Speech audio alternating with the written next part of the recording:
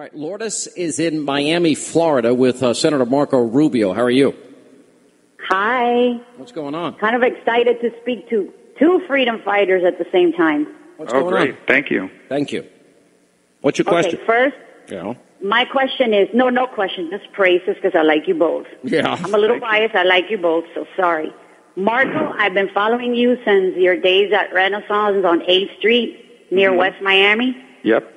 And your first speech that I heard, I said, this guy's a winner.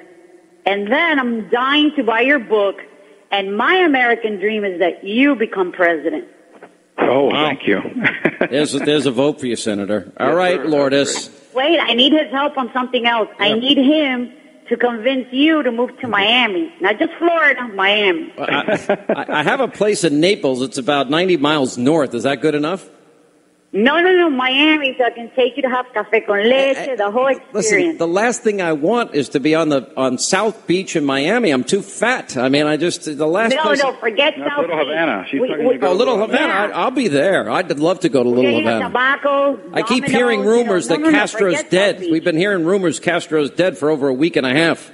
So we'll find out. Sean, I think he's been dead for a couple of years. Yeah, a lot of people But think that. That's just me. All right, one more call. Thank you, Lourdes. Ted in Dover, Delaware. Hey, Ted, how are you? Hey, what's going on, Sean? Long time no see. Yes, Senator, sir. how you doing? I'm well, Ted. Thank you. Listen, since I met you, or since Sean introduced you, I've been highly impressed with you as far as the conservative movement, and that's what I call it, because I think you're a true conservative and true to the word.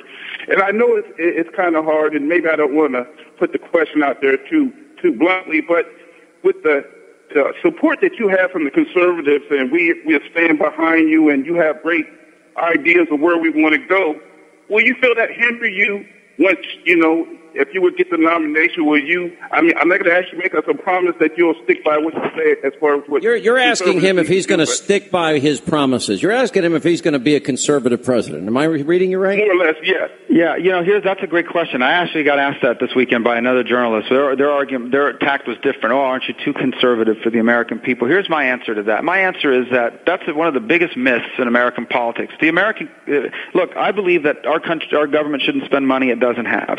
I believe that we should have a tax code and regulations that make us globally competitive, the best place in the world to do business. I believe that we need to have a safety net that help people help themselves, but not as a way of life. I believe America should be the strongest military power on earth. Those are conservative principles, but those are mainstream principles. The people who don't believe those things, those are the true extremists in American politics.